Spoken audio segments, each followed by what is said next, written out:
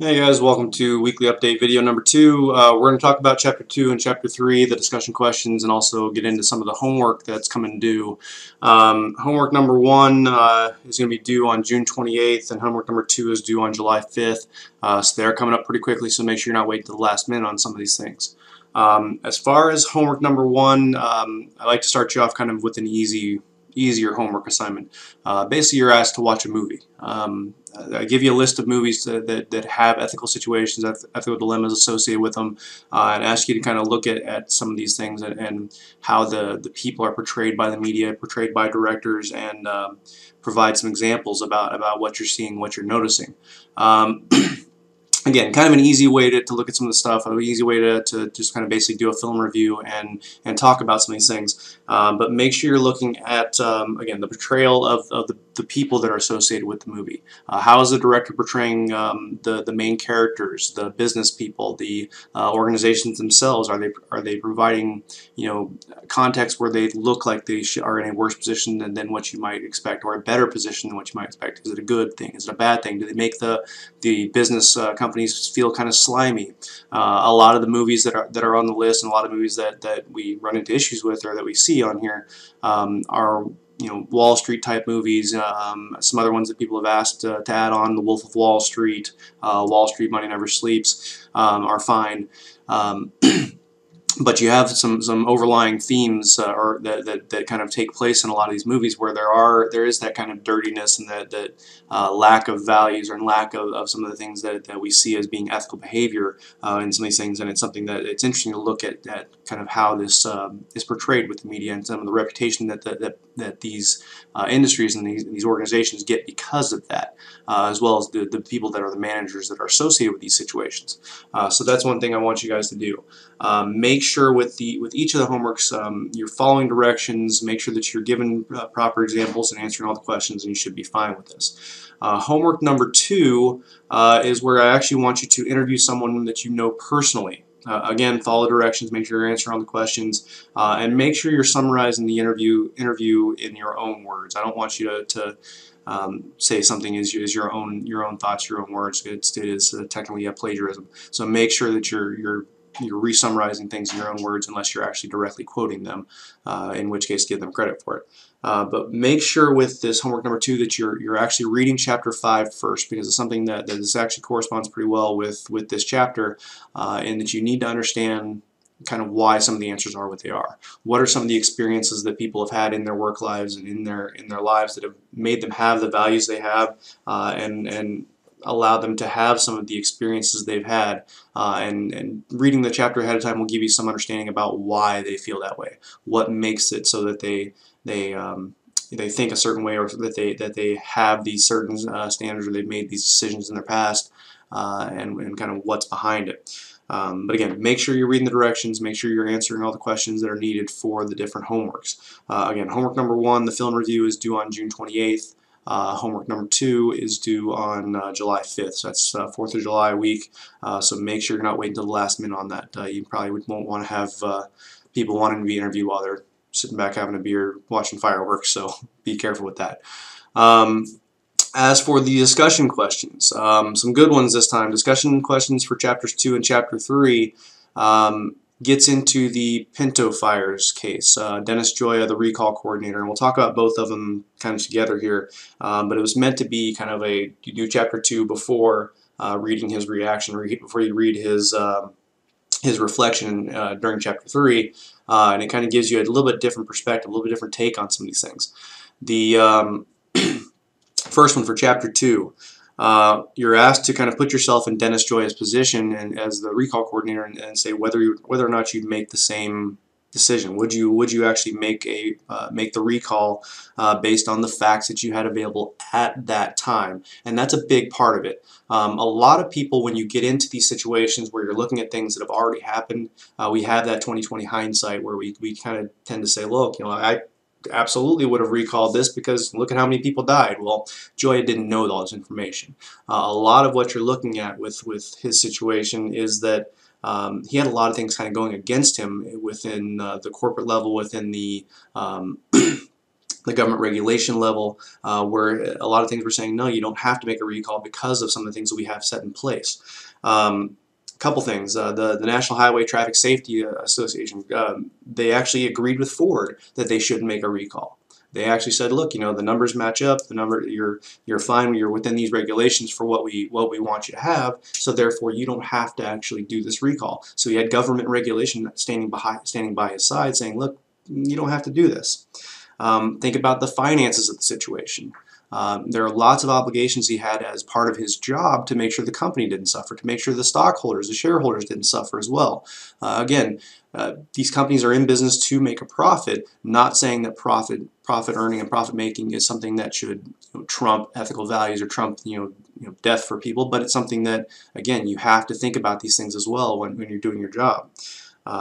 Another aspect of this is the values that Gioia has had in place. And this is something that you have to understand what your values are and what it is that you feel like you will not compromise as you go through your job. And these things will change and they will be challenged as you go through life. And this, I actually talk about the values, and I want you to identify some of those for discussion question 4, but we'll get into that later on. But understand what values that you're willing to stand up for, and what it might cost you if you do stand up for those values. And if Gioia had gone ahead and made the recall and stood up for his values of feeling that this need to be done and upholding safety of people over the the values of the company, then it's something he almost 100% would have lost his job in this situation. But also within the industry, he probably would have had to change his career completely, because no one in the industry would have touched him after the situation. It's something that he probably would have had just a bad connotation to his name, a bad taste around him, to where it's something that he would have had to basically change his entire career and start over. The values that we have, it makes it so it's not as easy as it seems. It's not cut and dry to be able to do some of these things and have some of these things take place and be able to stand up for them without taking a look at some of the ancillary effects, some of the secondary things that are going to occur because of that. So while a lot of you guys had in your responses that absolutely it's something that I would do and I couldn't live with myself if I did this, you have to understand that you don't necessarily know everything's associated with it at the time of making that decision, and that's a big part of this. Again, very easy to say that we're going to go ahead and do this stuff if you're looking at things in hindsight, but very hard to be a part of that in the moment. Another huge aspect of the situation was the idea of script processing. Now, with script processing, and this is something that gets touched on more in Chapter 3. There is the formula out there that says, look, there's circumstances that we allow to happen that is actually, I'm kind of looking at it here, Table 1 and Table 2 within his case, where he actually says, look, we have a formula in place. This is how we handle things. We multiply what's happened here times the cost of repairs times whatever it is times the number of people, and that's what number we come up with. And the cost of this is something that actually came up almost $100 million in Ford's favor to not do the recall and simply let people die. As bad as that sounds, it's something that we do see. And it's something that still is prevalent today, probably not near as much, and probably more that goes into some of these scripts, but they are scripts that are out there. I'm going to show you a quick clip, just a Fight Club, a movie that came out a decade ago, 12 years ago now, something like that. But they actually kind of played on this in a much more dramatic sense, but it's something that they played on this as well and used it to their advantage in showing, kind of what Edward Norton actually did for his job before he got involved in the Fight Clubs. So it's an interesting little watch here. I was a recall coordinator. My job was to apply the formula. Usually if it went to the windshield. 3 points. A new car built by my company leaves somewhere traveling at 60 miles per hour. The rear differential locks up. The teenager's braces are wrapped around the backseat ashtray. Might make a good anti-smoking ad. The car crashes and burns with everyone trapped inside. Now, should we initiate a recall? The father must have been you. Did you see where the fat's burned in the seat? Polyester shirt. Very modern art. Take the number of vehicles in the field, A, multiply it by the probable rate of failure, B, then multiply the result by the average out-of-court settlement, C.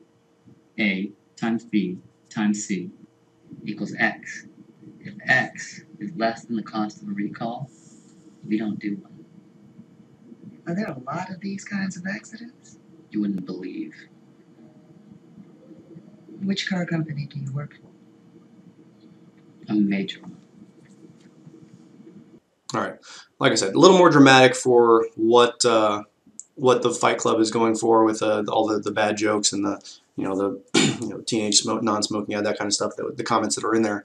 But it's something that you still get the point of having these formulas in place, these scripts that are in place for why they decide to or not to do a recall. That kind of takes a lot of it out of the decision-making process of that recall coordinator about thinking things from an emotional standpoint, from a lot of from some of the what we see as an ethical issue now.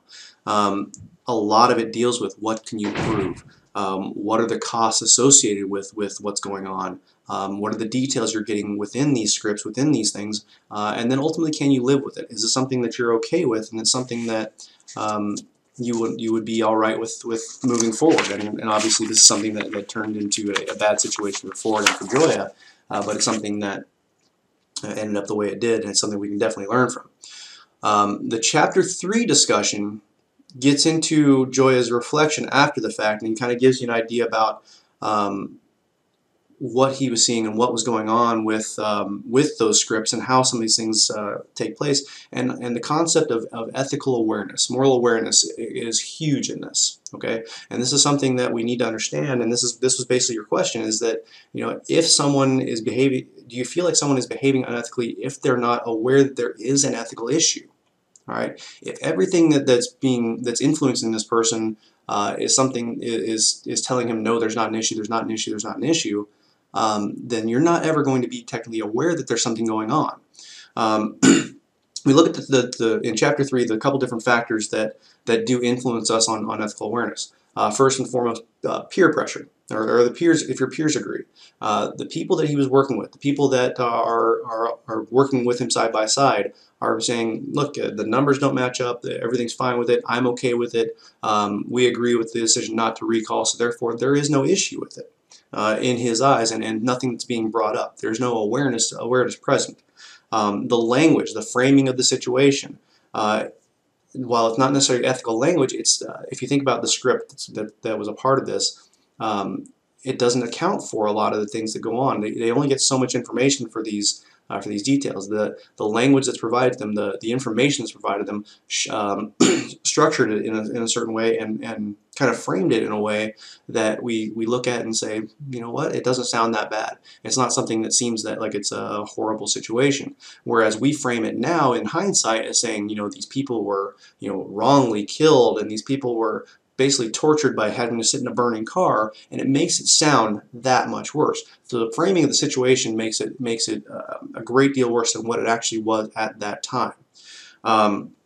Now, the last of these influences, the factors here, the potential for serious harm is one that we could see and say, look, this is something that clearly people are dying, but you also have to take into consideration that at the time, Joya's job as a recall coordinator was basically to look at horrible accidents.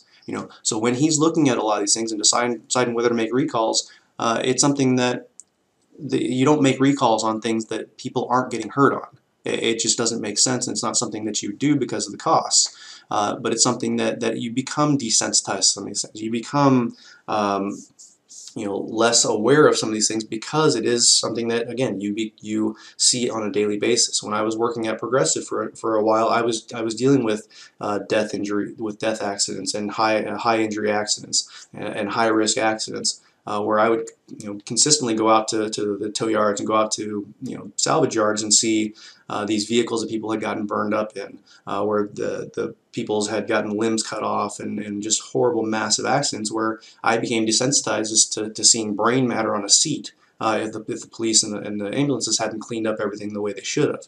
And it's something that when I first started that job, it was completely shocking to me. But as I had been in that job for a year, 2 years, and dealing with it on a daily basis, it's like, okay, let me take my pictures and get out of here. It's not that big a deal anymore. So that sensitivity for that potential for harm becomes less, and you become desensitized to it. So that's something that also kind of comes into play here with the recall coordinator's job. it's these factors and these situations where we can't, like some of you guys had said, is that look, acting unethically is acting unethically whether you're aware of it or not. It's not that simple. It's not that cut and dry. You have to understand that if something isn't a factor, isn't a situation to all these different influences that you have, it's not going to seem like it's a bad situation for you at the time. So that's kind of where I wanted to get with that. But we have to be aware of some of those things as we move forward with these things. The other thing I want to make sure that I remind you guys about is that you do have a test coming up. The first test, the deadline for taking that test is Friday, July 10th at 11:59 p.m. Central Time. Please don't wait until the last minute on this. I consistently have people that try and take the test on that Friday and something happens. Try and take it on Wednesday or Thursday at least to try and get it done ahead of time. So in case you do run into issues, you can reschedule. Trust me, it's worth trying to take a day or two early. Just to make sure you avoid some of those issues, because there are no exceptions for taking it before that, because it is an open time before that. So make sure you're getting whatever you need to into the Spears Distance office. If you need to contact them to ask them questions, please email them spearsdistance@okstate.edu. If you have other questions along the lines for discussion questions for grading, John Harden has been doing the grading for the discussion posts, and he will be grading the homework assignments based on the information I've given him to grade them. So please make sure you're contacting him, contacting me. If you have questions about the homework assignments, if you want to get a different movie approved that's not on the list, that's fine. I'm a movie buff, so chances are I've seen it, or I know quite a bit about whichever movies you're talking about, especially since I try to re-update my lists every so often and know which ethical dilemma type movies have come out. But again, let me know if you have any questions. We'll get into Chapter 4 and Chapter 5 over the next couple weeks.